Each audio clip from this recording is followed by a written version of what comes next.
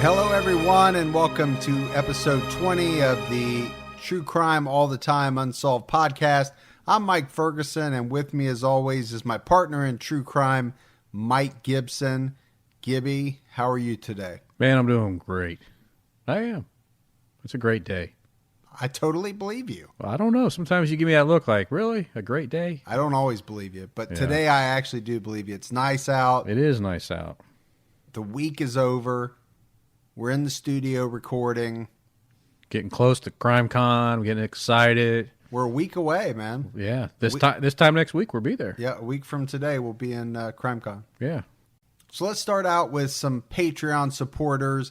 Got to give some love to Michelle Kazmarowski, Samantha Jester, Kristen Bender, Deb Ryhall, Lisa Goldman, and Gemma Hammond.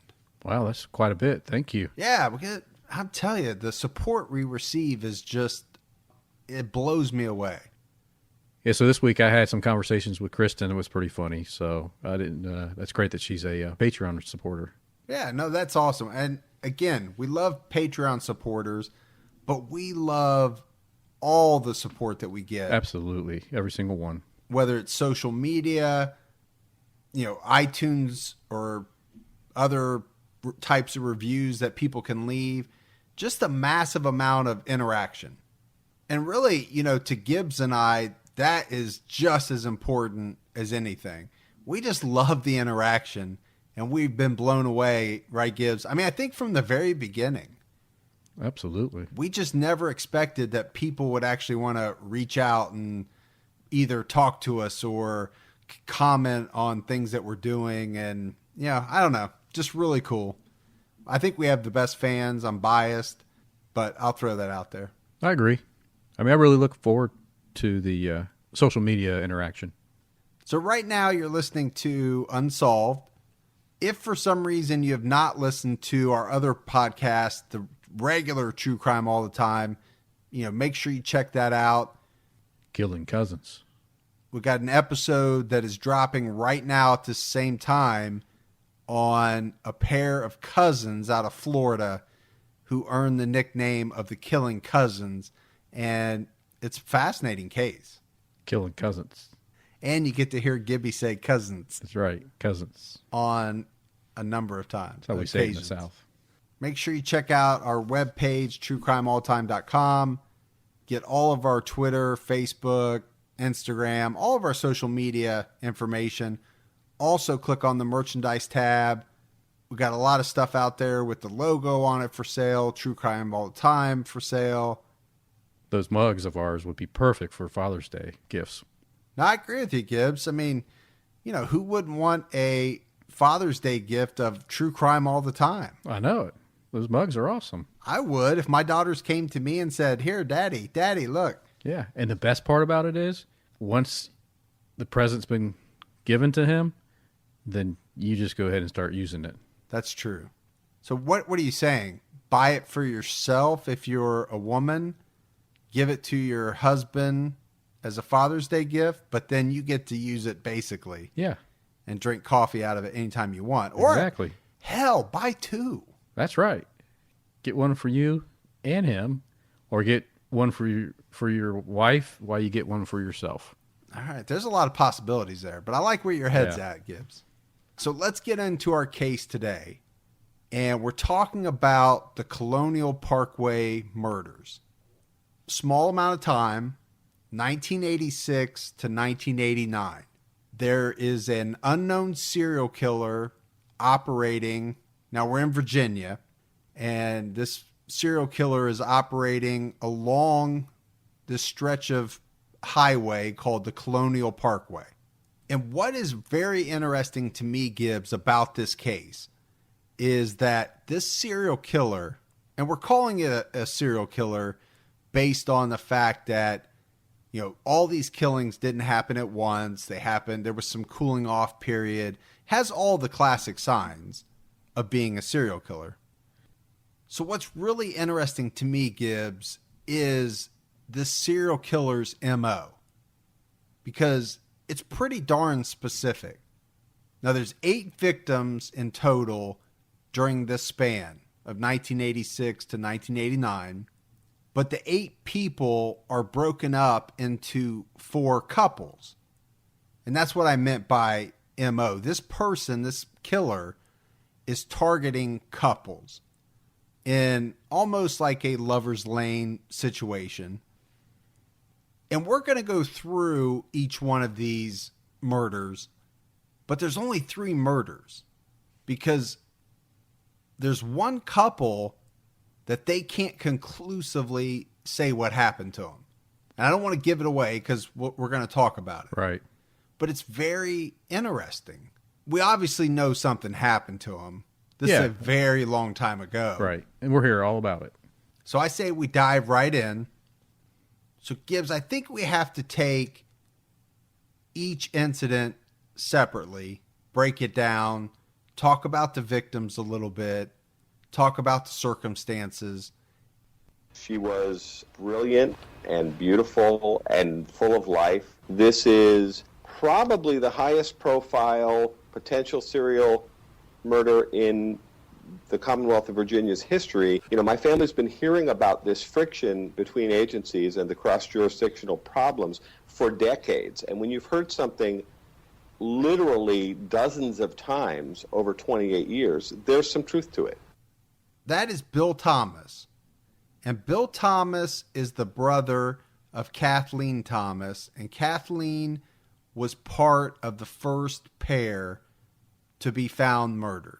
So Kathleen Thomas was 27 years old, and she was found dead along with Rebecca Ann Dowski, who was 21 years old. Let's talk about them just a little bit, Gibbs. Kathleen was a graduate of the United States Naval Academy. That's a big deal. It is. It's impressive. It is. You know, not easy to get into. Nope. You got to be very intelligent. The IQ level has to be extremely high. I would agree with you. And Rebecca Andowski, she was a senior at William and Mary. Which is impressive in itself, too. In its own right. Right. There is no doubt about it. So these were 2 impressive women. And on October 12th, 1986, both of their bodies were found by a jogger on the Colonial Parkway. And this jogger, he finds Rebecca and Kathleen inside Kathleen's 1980 Honda Civic. Now, they get the police out there. They're doing their investigation. Eventually, they're going to do an autopsy on both bodies. And the autopsy would reveal that there were rope burns on both of their necks and wrists. They had signs of strangulation. And both of their throats, Gibbs, had been slashed. And I'm not talking about just a superficial enough to, I mean, it was described as violent and extremely deep. So somebody very angry for sure. I mean, that's what I would think too. Or extremely strong and didn't know their strength, but I don't think it's that. One or the other. And the other thing that the police found out was that both bodies had been doused with diesel fuel. And the whole entire car had been doused with diesel fuel with the intention, I believe, of setting the whole thing on fire. So the killer's not the brightest person in the world. You can't really even light it. You got to have a really high temperature. Different than gasoline. Yeah. I mean, the matches won't do it. So I guess that makes sense then. What you're saying is the person not that intelligent? Do they not understand the difference between regular gasoline and diesel fuel? So because the car did not burn, there was evidence. They found both women's purses. They found the money inside the purses, all of this inside the car. So what does that tell you? Well, it wasn't a robbery. It probably rules out robbery. Yeah. And the other thing that they say is that there was no evidence of sexual assault. So no robbery, no sexual assault. It just equals crazy. Well, you are starting to limit your motives Yeah, absolutely. because those are two of the biggest motives. Didn't take anything, didn't take the vehicle, and you didn't sexually assault anybody. So what did you do this for? Just pure evil? Well, we're going to talk. We're going to try to flush it out. Okay. When the killer failed to set the car on fire, what he did do, and I'm saying he, right, because unknown killers, we automatically go to he. He pushes the car down an embankment down the side of the Colonial Parkway.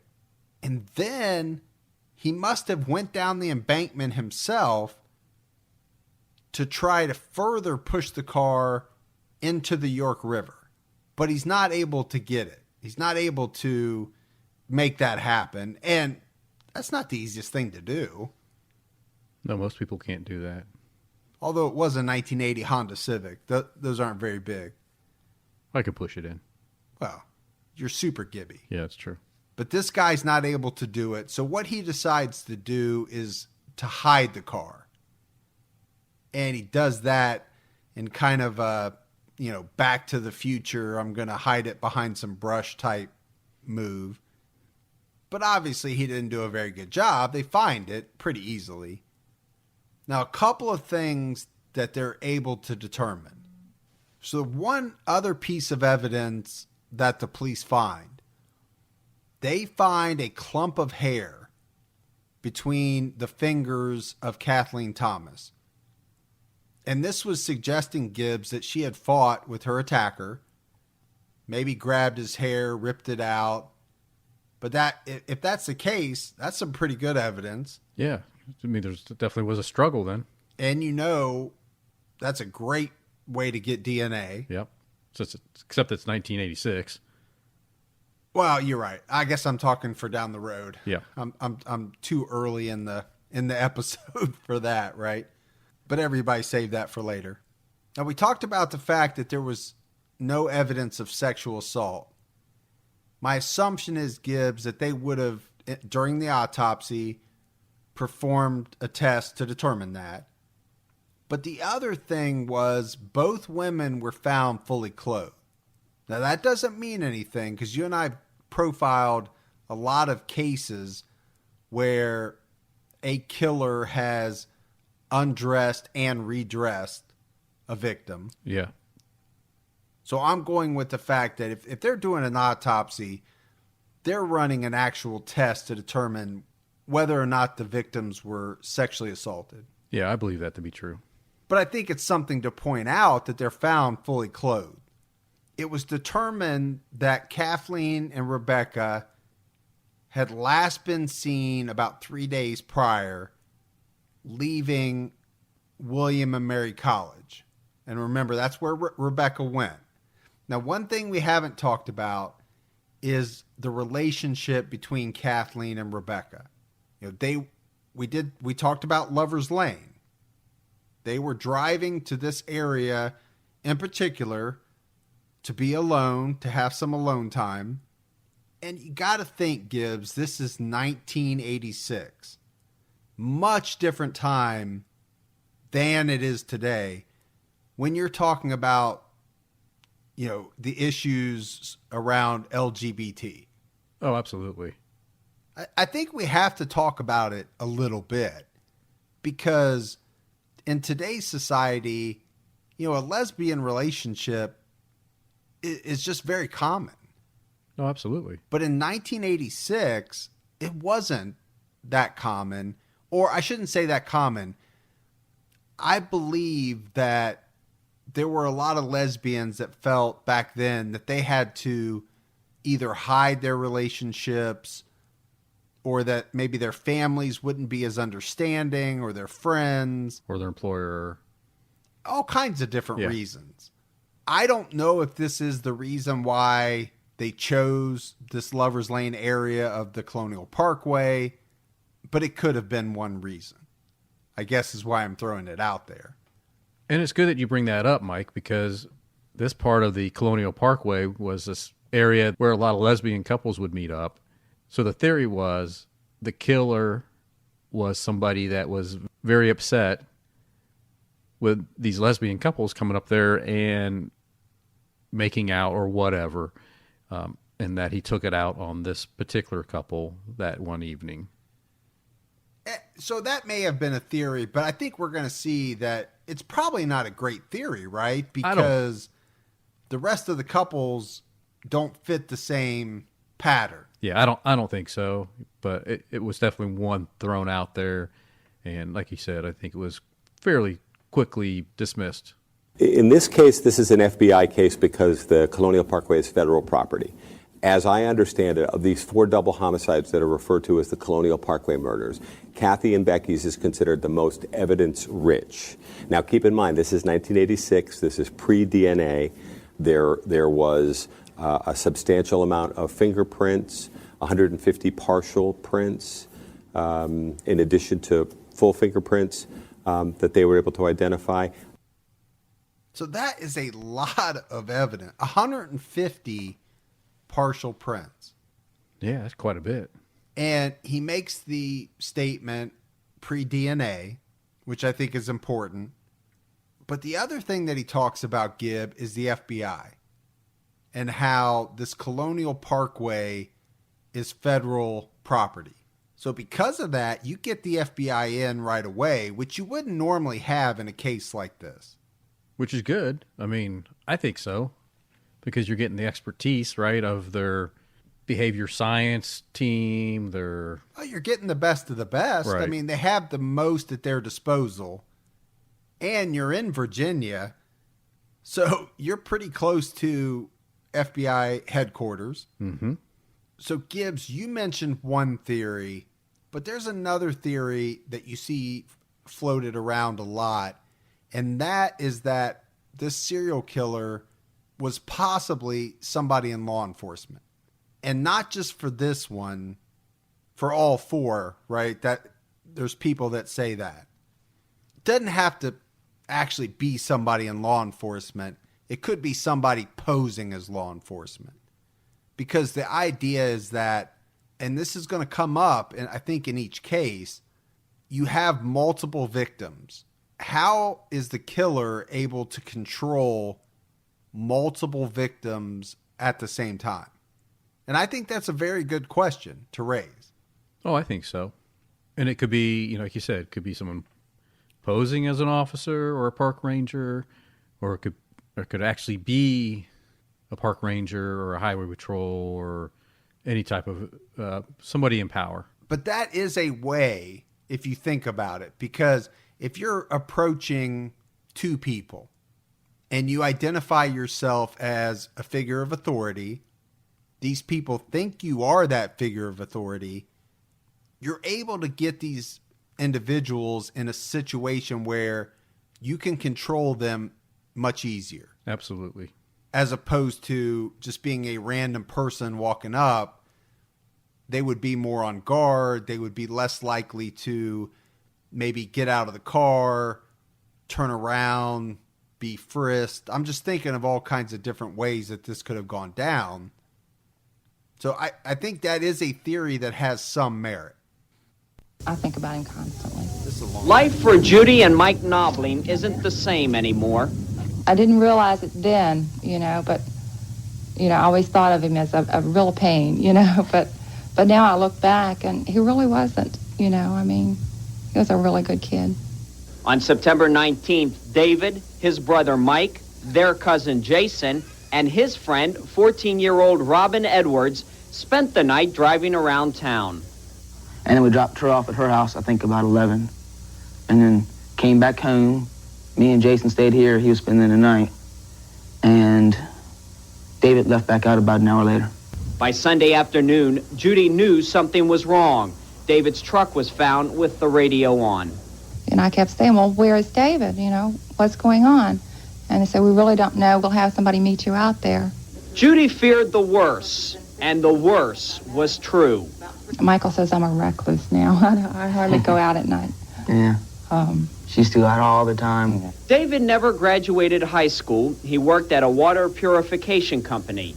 He was a night person. He liked basketball, cars, and fishing. It seems like we've sort of put our life on hold for a while, And their biggest fear, David and Robin's killer is on the loose. I mean, the murderer is still out there.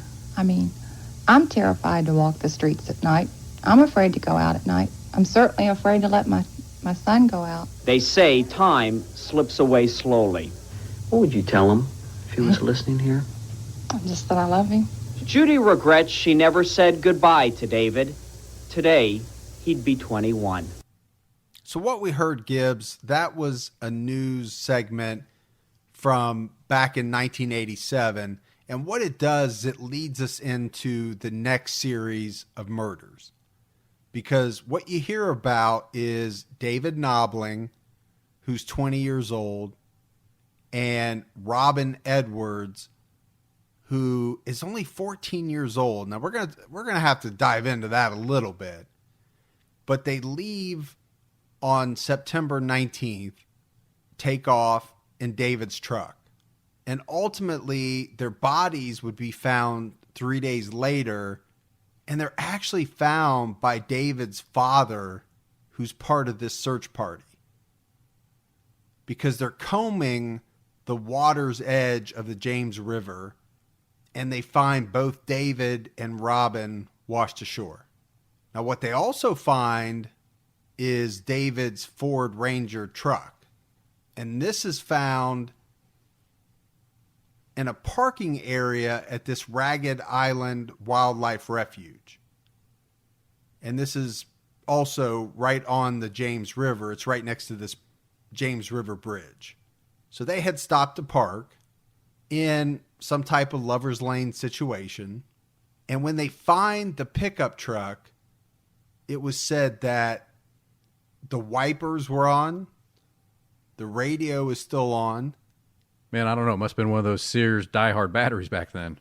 Well, that's what I was thinking, because I know for a fact, Gibbs, I've left my dome light on before and gotten up the next morning and the battery's been dead. That seems like a long time. 3 days to have the wipers going and the radio on and the battery doesn't die. Yeah, it seems strange, But it really does. I'm not saying it couldn't have happened because they reported it back then that it did. Right. I know in a brand new car, I've accidentally, turned the dome light on and forgot to turn it back off, and next morning dead. Maybe back in 86, 87, it just didn't pull the amps that it does today. I don't know. That's super battery, maybe. Yeah. So they also find that the driver's side window is partially rolled down. And I think this is a big question in this case, because the wipers are on and they know it was raining that night. So the investigators have to think, why would somebody roll the window down, leave it down when it's raining? I know why. It's probably that whole officer thing that we just talked about, right? Or somebody of power. Why else would you roll your window down? It's what I do when I get pulled over. Well, I think that's what and it's one of the reasons why we mentioned it, because it comes up. I don't want to say officer. I like what you said. Somebody of power, or somebody that was projecting authority. Some type of authority, comes up to the window. And maybe that's what they're using, because, in the first one, you had two women. Now you've got a 20-year-old man. So you still have two victims, but you got a 20-year-old man that's going to be a lot harder to control in this situation. Because they say the wiper was on, the radio was on. If it wasn't somebody of authority, why not just go ahead and drive off? I mean, I know the engine's probably not on, but it wouldn't take much effort to engage the engine and drive off. So I'm thinking it had to be somebody, some type of authority to make you actually stay there and follow direction. No, I think you're absolutely right, because if at any point you thought you were in danger or a strange car had pulled up behind you, because Lover's Lane, you're kind of secluded. It's not like there's a ton of cars parked around, probably. Somebody pulls up behind you, gets out of their car, if you don't think there's some reason why you have to stay there, or there's some reason why you think you're in danger, you're getting the hell out of Dodge. Absolutely. Yeah. So I like this theory a lot. Got to talk about their ages. David's 20 years old. Robin is 14. It's not a massive age difference if you were much older, but at that age, that is a massive, massive age difference. Yeah, that's a pretty healthy gap there. Not to mention the fact that she's underage. Right. So, I mean, that part I did find a little strange. I don't know all the particulars behind it. I certainly wouldn't allow my daughter to go out with a 20-year-old. But again, I don't know if friends, if they were more than friends. I think we kind of will see here that they could have been more than friends. Now, both David and Robin had been shot in the back of the head. They were both found partially clothed. Knobling was wearing some jeans, and the belt on his jeans was not fastened. So we're going to have to examine that. And Robin's bra was around her neck, but under her blouse. And then the other thing that really comes into play here is that both of their underwear would be found in the truck. So let's talk about it. There's only a couple of things that could have happened. So could one of them be that person of authority pulls up or comes up to the car and they're, are in a hurry to try to put some clothes on. So he grabs his jeans, pulls the jeans on. She pulls her blouse over her head that happens to have the bra inside of it just to try to cover up themselves. Or So I think what you're saying, Gibbs, would support the idea that they were there and probably messing around. And so from there, did they, put everything on really quickly because they thought a cop was coming up to the door? Or because the only other thing is that they were not messing around. They were just sitting and talking, and the killer made them do something.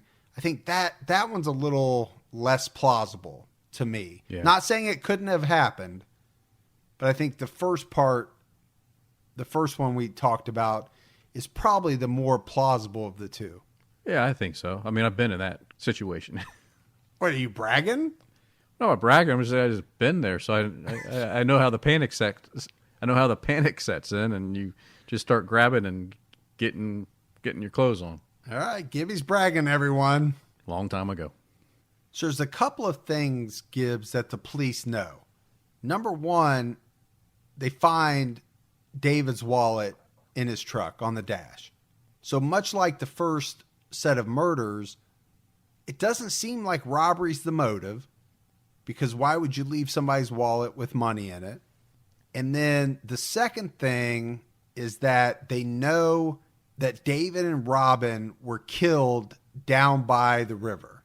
So the thought is that they were somehow forced out of the truck, made to walk down towards the river. This is where they were shot in the back of the head and dumped. All right, Gibbs. So we have to talk about the third couple. This is Cassandra Lee Haley. She was 18 years old. And Richard Call, who was 20 years old. Now, they were going out on their very first date together. They were attending a party in Newport News. And it was said that they were last seen sometime around 1:30 a.m. Now, on April 9th, 1988, they would be reported missing.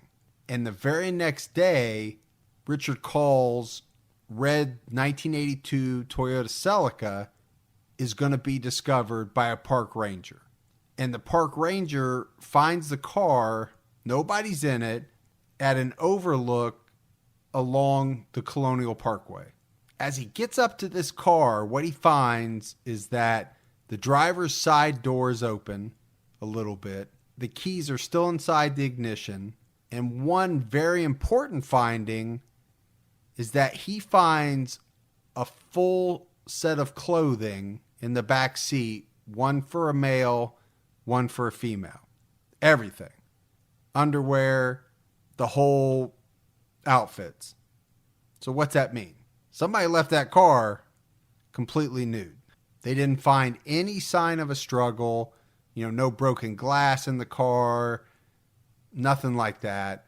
And the place on the Parkway where car is found, Gibbs, is about 3 miles from where David and Robin were found not quite a year earlier.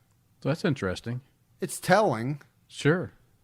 But, I mean, we know we're along this stretch of the Colonial Parkway, and I don't know exactly how long it is, but it's sizable.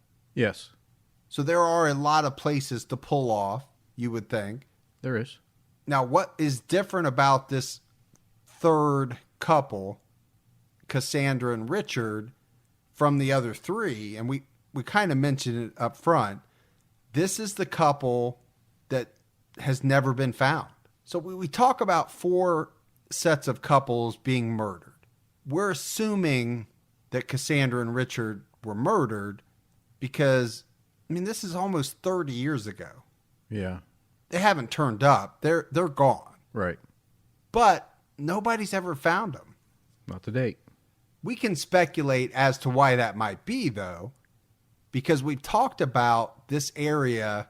There's a number of rivers, right? We've already said in the first case, it was the York River. In the second case, it was the James River. So this is an area where there is a lot of water.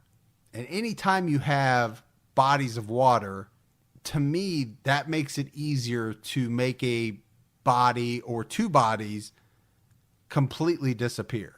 And I find it interesting, too, that the door's ajar and the key's in ignition. To me, it makes me think, again, someone approached the vehicle that they didn't feel they needed to take their keys out of the car, right? That they were probably maybe told to get out of the car.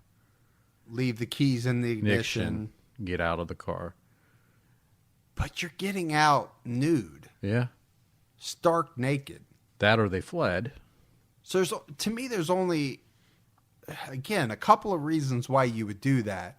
You would do that if somebody had a gun pointed at your head, probably. Right? You're being forced out. Mm-hmm. Or, like we've theorized, you would do that if ordered to by somebody that you thought had the power to do that. Yes, absolutely. So, Gibbs, that brings us to the 4th and last couple. And we're up to October 19th of 1989. So again, let's talk about the timeline a little bit. Let's go back. Let's do. The first couple is October 12th, 86. Yep.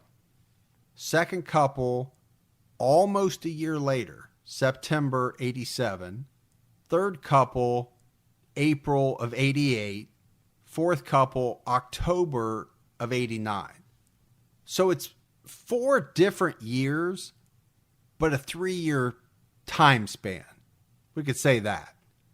Each murder occurs in a separate year, but if you space it out, it's 3 years from beginning to end.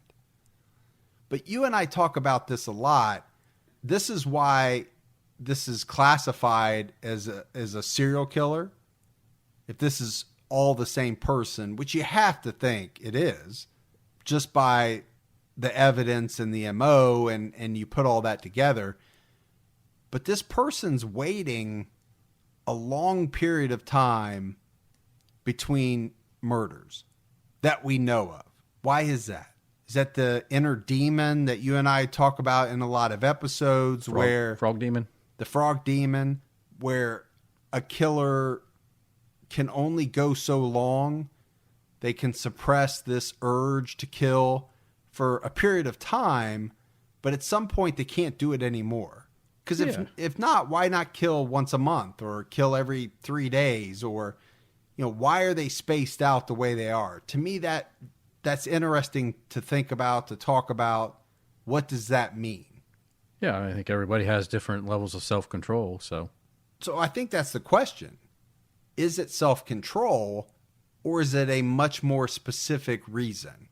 Do the dates coincide with something?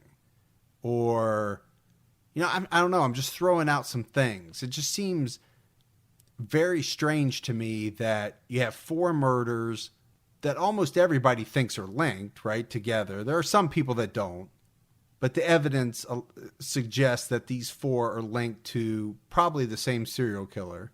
I just wonder what the spacing or the timing means. Well, maybe this is when that time of year that the killer's in town. Maybe he's doing something near DC or something with the government or something with the FBI or there's a CIA training camp nearby. So maybe it has something to do with that. All we can do is speculate. It could be that this is a family man and the rest of his family is out of town on these dates. We just don't know. Yeah. I mean, there's a lot of different scenarios.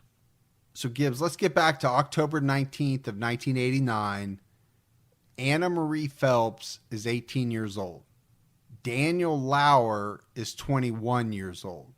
Both of their bodies would be found by some hunters near a rest area between Williamsburg and Richmond, Virginia, near the Colonial Parkway. So Anna Maria and Daniel Gibbs, they had been missing for quite a while because they were last seen on September 5th. So well over a month went by before their bodies were found. And it was said that Anna Maria at this point in time was actually dating Daniel's brother. But Anna Maria and Daniel were traveling together to Virginia Beach. What made it strange was that when their car was found, it was Daniel's car. It was a 1973 Chevy Nova. The car was found pointed away from Virginia Beach. So I wonder if they turned around to go back home. Yeah, I don't know. I mean, it's strange. They had told people. I mean, people were aware of the fact that they were headed to Virginia Beach. So the fact that their cars pointed in the other direction, does that mean, like you said, they turned around and decided to scrap those plans and go back home? Or was this was this something that the killer did? We just don't know. Now, what we do know is that when they found the car, the keys were in the ignition. So very similar to the incident we just talked about before. Anna Maria's purse was still in the car, and they found some of Daniel's clothing in the car.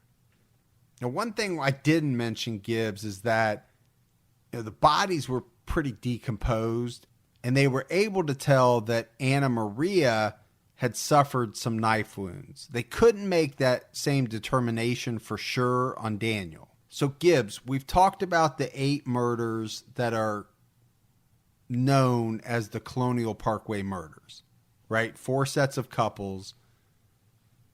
There are some other victims around this time frame that could possibly be linked. I don't know that they are, but we like to talk about those types of incidents as well. So you have Brian Pettinger, and his body is found February of 1987. So this would kind of be, in this stretch. Yeah, in the middle there. And his body's found in an area of the James River. We don't really have much to tie it, but same time frame, found near the James River. You have Lori Ann Powell. Her body's discovered on April 2nd, 1988, also along the James River, and she had been stabbed multiple times. So again, same, time frame fits, found along the James River. She'd been stabbed, which kind of goes back to maybe Anna Marie Phelps a little bit. But what doesn't fit is that these are individuals, right? So you don't have the couple. Yeah, the couple thing. MO. But there is one that does kind of fit it a little bit, and that's Michael, Margaret, and Donna Hall. And on August 21st, 1984, their bodies are found in a wooded area near Richmond, Virginia. Now, Michael and Donna were boyfriend-girlfriend. They were found not very far from Michael's Jeep. They'd been stabbed multiple times, both of them, and both of them had their throats cut. Much like the 8 Colonial Parkway murders, there really was no motive found in these killings. Michael's Jeep is left there. There's all kinds of things left in the Jeep, suitcases and coolers and, all kinds of things that if it was a robbery, somebody probably would have taken. So I would say of the 3, this is probably the closest. Gibbs, would you agree with that? Yeah, I agree. I think it lines up with those. I think it matches the very first victims really well. Because, the first victims, they had their throats slashed as well. So that does make some sense. All right, Gibbs, so we got to talk a little bit about the investigation. And we're not going to be talking about it a lot because we don't have a lot of the facts and there's not a lot that comes out. But I do want to play a clip from one of the detectives that was on the scene early on. Both young women's throat were deeply cut, their heads almost severed. Diesel fuel, as has been reported, was poured over the bodies, and attempts were made to ignite it. The totality of those circumstances made us start looking at possible watermen. It's also my opinion that there had to be 2 killers because these vigorous young women fought back. It's my personal opinion that the killers in the Dowski-Thomas case were not the same as the others. The submissive partner could be in danger from the more dominant partner. We put that out in the news at the time in hopes that the non-dominant partner might come forward. And I just feel terribly, terribly grieved and sorry for the families of the victims. That's got to be very hard. And so I have great disappointment more than frustration. So let's analyze a little bit. I mean, he's talking a lot about the very first murders, but he says something very interesting there. And his theory is that the person that killed Kathleen and Rebecca is not the same person that killed the other 3 sets. And again, I don't know why he thinks that. The only difference to me, Gibbs, is that they were 2 women and the other 3 couples were a man and a woman. And then he starts going on and talking about watermen. They were focused in on watermen, and you see that a lot in the research. So they focus in on people that work in and around the James and York River, and they actually polygraph. They bring in and they polygraph 2 individuals, and they're actually using the FBI polygraphers, and these 2 people pass. And then from there, things really kind of go cold, right, Gibbs? So, I mean, we're talking late 80s, and I'm sure they did a lot of work. There was, state police, the FBI was involved on some of the cases. Now, there was some jurisdictional fighting, as you're going to have in a lot of situations where you have multiple agencies from different jurisdictions all kind of converging and working on the same case. But the bottom line is they really don't get anywhere. They had a suspect that was a park ranger. And I think he was really only a suspect because he was known to have patrolled the Colonial Parkway at night. That never leads anywhere. You had FBI agents who were checking out police officers and other people of authority. And that goes back to what we talked about, Gibbs, right? There was a theory that there was some type of traffic stop situation here, that it was possibly somebody with some type of authority, park ranger, police officer. I mean, you could go down the list of who it might be that was using that status to be able to do what they did. The initial profile with the FBI and the Virginia State Police was they thought the murders were related, and they thought the murderer, or they thought it could be 2 people working together, that they were modifying their techniques as they learned how how to control these individuals. You have conflicting reports, right? You have people that are saying one person killed everybody. You've got another detective who said he thinks the first one was separate from the rest of them. But what you do hear is him talking about control. And that's something you and I touched on. I mean, how that is a big thing. The killer has to be able to control multiple people to carry out these murders. Yeah, that's difficult. That would be difficult to do. There's no doubt, because these were not walk up to the car and shoot them right through the window, right? We already talked about it. I mean, some of these people were marched probably at gunpoint, but they were marched down to the water. They had to have, gotten out of the car. There's a lot that goes into that. And when you have more than one person, you have to be able to control that whole thing. Now, they had one other suspect I want to talk about, and we're going to talk about some other suspects later on, but we're going to separate them for a reason. So this other suspect, his name was Jesse Walling, and he was an unemployed heavy equipment operator, and it was said that he had a very violent temper. And the reason why he became a suspect is because he raped a woman and he slashed her throat very close to the Colonial Parkway. So that makes sense. Anybody that does something like that, they're going to have to look at that person. The other interesting thing about him is that he ends up going to prison for this murder, and it's during the time frame such that after he goes to prison, there is no other Colonial Parkway murder. Now, they couldn't tie him to the 8 murders. Investigators would come out and say that there was nothing, they didn't have anything that also eliminated him as being a suspect in those cases. So they couldn't tie him, but they couldn't rule him out either. And so that's, why we wanted to talk about him. So we have to talk about FBI profilers. I love FBI profilers, Gibbs. You know that. And at one point, a profiler working on the case comes out and says that the killings have stopped. There's only 2 possibilities for that.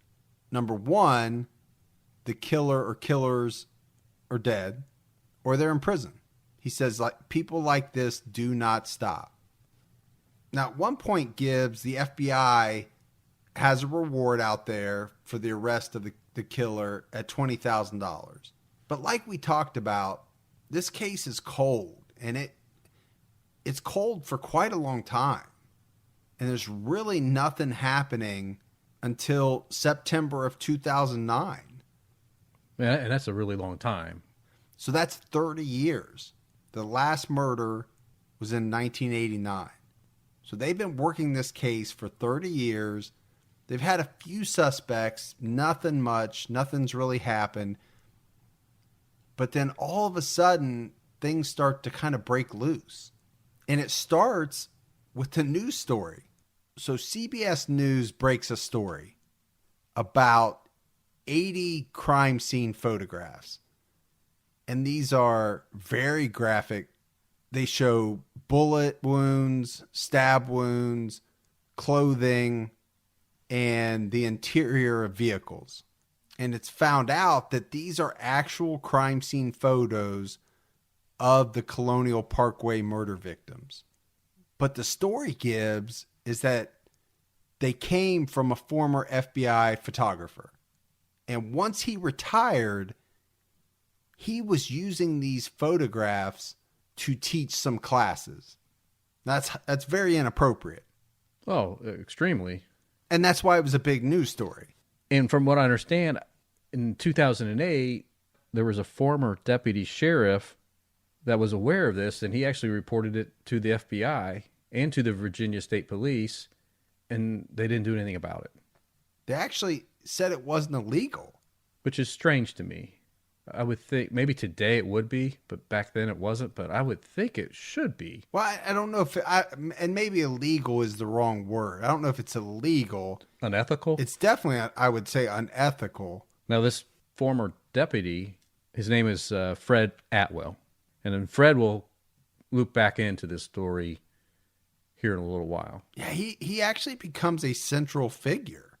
So Gibbs, in January of 2010, the case is basically reopened by the FBI for a number of reasons. One of the reasons is because of all this new media attention that came from all these photographs. And then probably even bigger than that is you have the victims' families hounding them. You know, because one of the things that comes out is that investigators have to say that a lot of the evidence that they've had stored away for decades, right? We said it's been 30 years. It was never tested for DNA and other types of trace evidence. And we're talking about 2010. Yeah. And we knew they had hair samples, right? Because the first victim, she had hair in her Right. fist. So in 2010, we know how powerful DNA is. Why has it not been tested at some point through the years as DNA came into vogue? That part I just don't get at all. I mean, that has to just be a complete oversight. So they do submit all this evidence to the FBI crime lab at Quantico. And you could go out in the research today, Gibbs, and see in 2017, they're still testing different evidence from back then. They're still working on it. And they're interviewing suspects. I mean, as of right now. So this case lay dormant for quite a long time. You had this renewed spark, this renewed interest. And for, I guess, the last 7 years, they've been working it pretty hard, is what it sounds like. But we got to go back to 2010. We talked about the families. They're putting pressure on the FBI, and the FBI does reopen the case. But that's not all that the families do, the families of these victims. They actually reach out to a retired Milwaukee police homicide detective by the name of Steve Spingola. So Spingola, he ends up using cadaver dogs, and they're searching for the two victims, Cassandra Haley and Richard Call, that were never found. Now, one thing about Spingola, he's also in the camp of not believing that all 8 of these murders, or all 4 of the, however you want to say it, right? It was 8 people that were murdered, but 4 separate murder cases. He doesn't believe that they're all linked. So some of the reasons that he cites are the way that the victims were killed. You had some that were shot, you had some that were strangled, and you had some that were stabbed. And that is a little strange, Gibbs. You know, you and I cover a lot of cases. Most killers, they have a preferred method. It doesn't mean they don't deviate or won't deviate. But they kind of stick with their preferred method, right? Most of the time. So I think I understand where he's coming from and saying that they're not linked. But it doesn't mean you can't have somebody that commits all 4 and just decides each one he's going to try something different. You could definitely have that. So he's searching, different areas with these cadaver dogs. They hit on some things, but there's nothing that's ever found. Now, what Spingola does do is he actually releases a magazine article in late 2010 that details out his findings. And again, he says that he thinks these are different killers. And much like the detective in the clip said, Spingola specifically says that he thinks the first set of murders were committed by somebody else. But he doesn't stop there. He actually thinks that the Kathleen Thomas and Rebecca Dowski murders were directly linked to some other deaths. That being of Lolly Winans and Julie Williams. And these two women, they were also found with their throats slashed, but they were found in the Shenandoah National Park, which is 180 miles west of where these other murders took place. And they were also found in 1996. So, I mean, to me, Gibbs, that's a little strange. That's I want to say a stretch.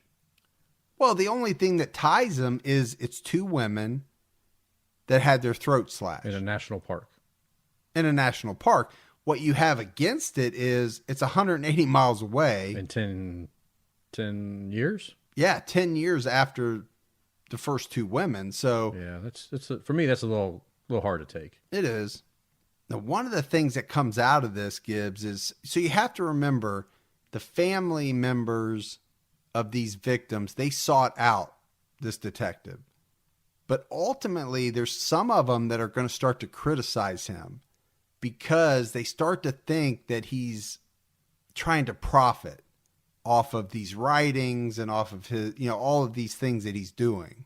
All right, Gibbs, so let's get into some theories because there's quite a few theories before we get into the last batch of suspects. So one theory, and I'm not going to say that all these are right on the button. Some of these are a little what you might call off the wall, but they are theories. So one in particular was that the killer was some type of CIA guy gone bad. And part of that theory, I think, comes from the fact that there is a training center for the CIA training center very close to the area where these killings occurred. But I guess that's the only tie-in. We talked about the theory that this was some type of police officer or authority figure or something like that. There was a criminal profiler named Pat Brown who shared some of those same theories, but also went a little bit further and said that this might be a person that wished he were in law enforcement or wished he had this type of authority, but didn't have it.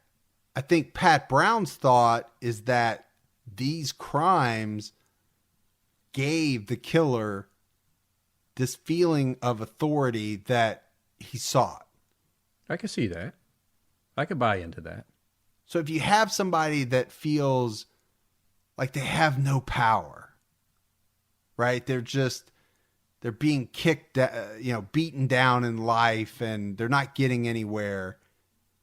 That makes a lot of sense to me, right? They want to be somebody. They want to have this feeling of power.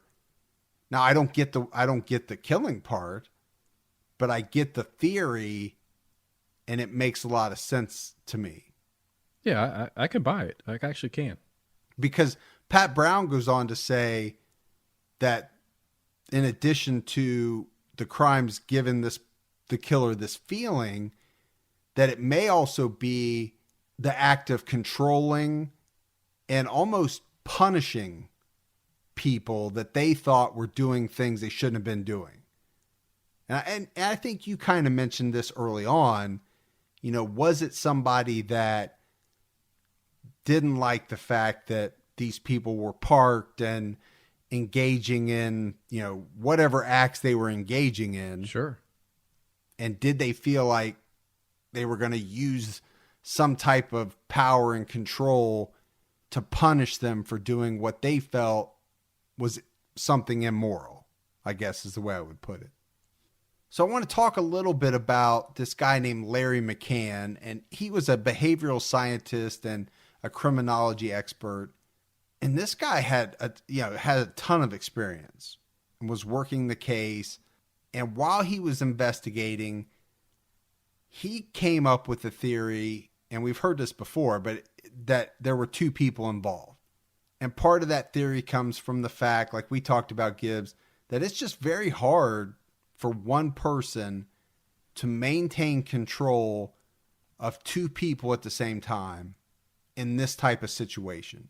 And we heard it from one of the detectives in a clip earlier, but McCann also believed in this theory that one of the killers would have been what he called the leader, and the other would have been a follower. And this is where they got into giving press conferences, talking about this theory, putting it out in the news. And during these press conferences, they were putting out information that they hoped would be picked up by this person that they were calling the follower. You know, they were saying that this guy was in danger, that the leader was going to turn on him at some point. They were trying to get this guy to come forward, prodding him, basically. See, I like this theory because we just recorded an episode on our TCAT podcast tonight with the two killing cousins. And this is basically the setup. I mean, there was one that kind of was the leader, the other was the follower. And basically, you know, the weaker personality, and looked up to the other cousin and basically did what he was asked to do. So I can see this. I can kind of buy into this theory as well. I definitely do. I mean, that's a great point that you bring up, because if it was that scenario, that killing cousins is kind of a perfect match. Now, McCann also had a theory of why the murder stopped, and his theory on that was that somehow these two individuals were separated, right? Either one went to prison or both, or they were separated in some fashion. And again, going back to killing cousins, right? Waterfield and Gore, we talked about it in that episode. I don't think that either one of them would have done what they did on their own. It was the coming together, the combination of the two personalities that allowed them to do what they did. Absolutely did. So I do like this theory. One of my favorite parts, we got to get into suspects. And we talked a little bit about suspects, but those were early on, and there was not much information on them. Now, the suspects that we're going to talk about now actually come into the picture much later. And the first one we're going to talk about is going to be a name that you've already heard, and that is Fred Atwell. So remember, in 2009, Fred Atwell is the former deputy sheriff that discovered that the Colonial Parkway murder crime scene photos were being used in these training classes, right? And he reported this.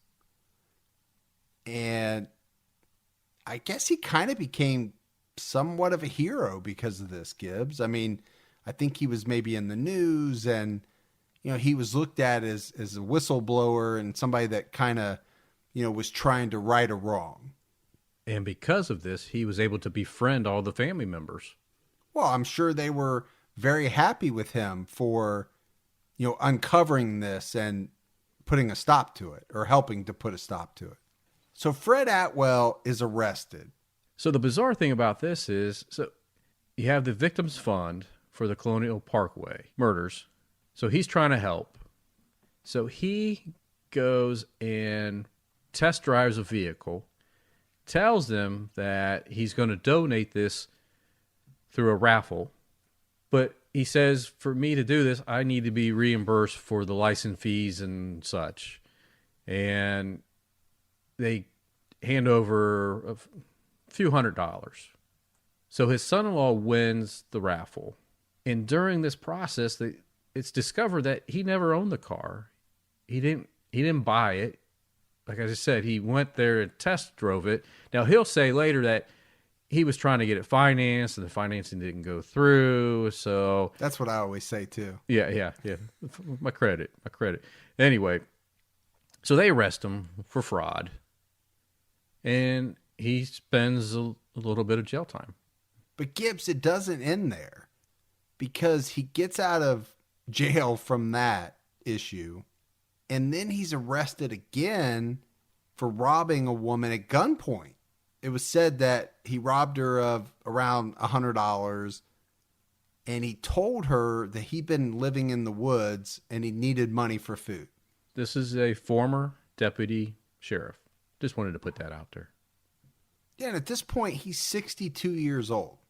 So we talked about how Atwell in the beginning was kind of viewed by the families as somebody that had really helped them, right? By discovering these photographs and getting them taken out of circulation.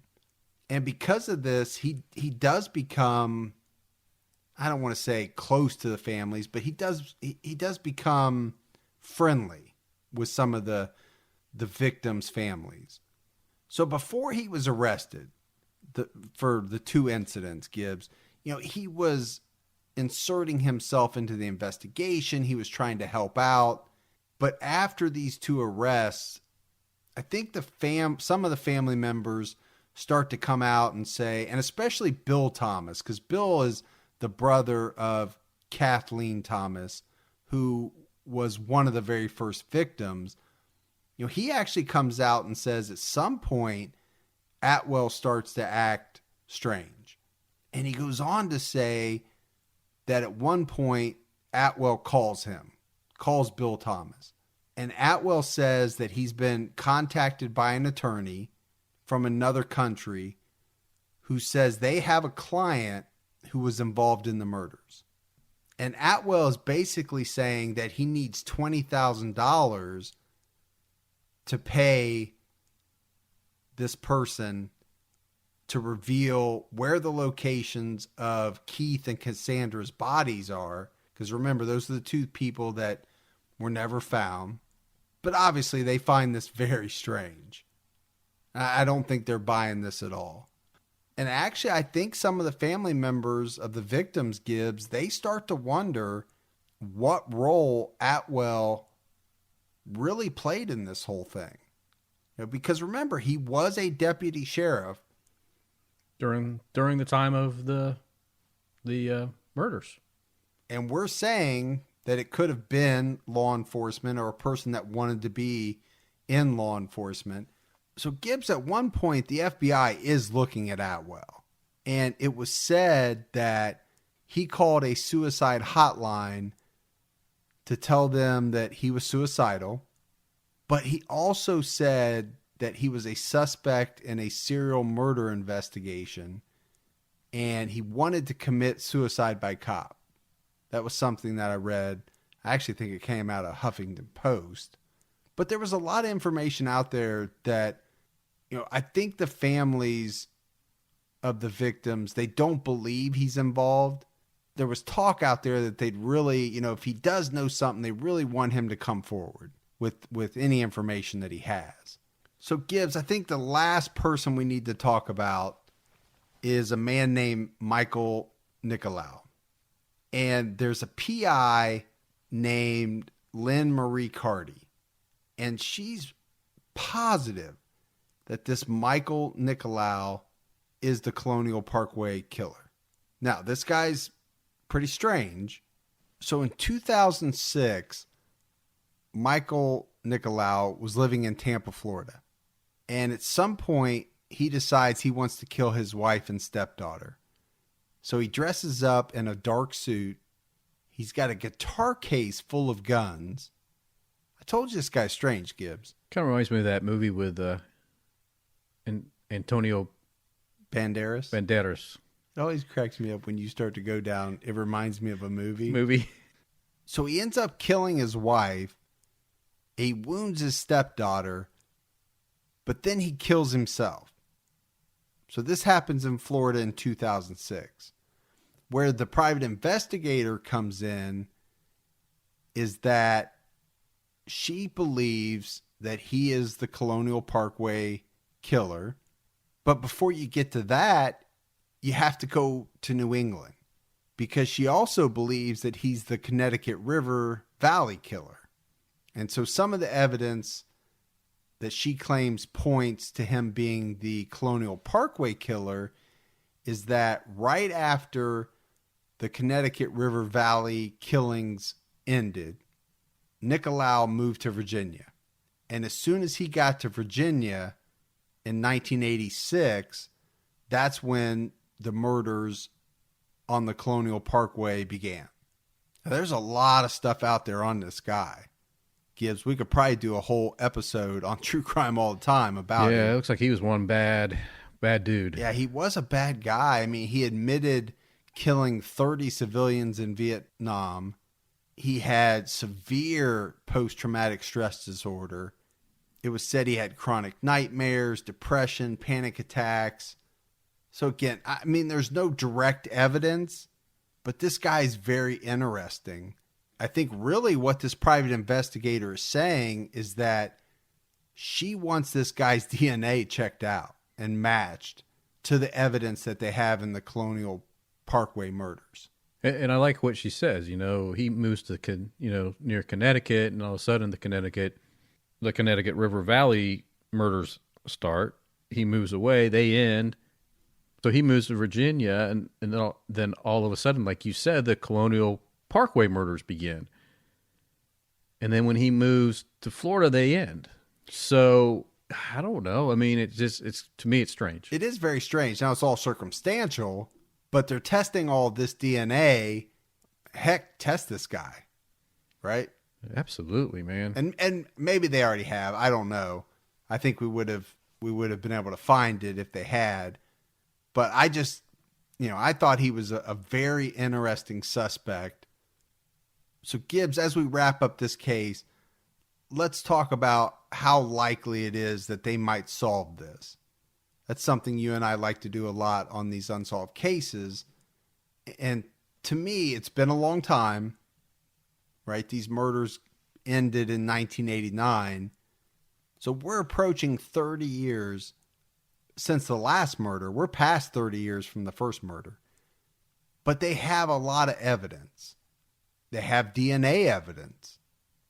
And by everything you read, as of 2017, they are still in the process of testing this evidence because, again, it lay dormant for a long time, even after DNA came into fashion. So really, they could have been testing this pretty far back. So I think it's likely that they could find something that would match up to something that's already in a database somewhere. Yeah, I think there's a good percentage that this could be solved. Now, what I don't think is that they'll ever find the two missing people. No.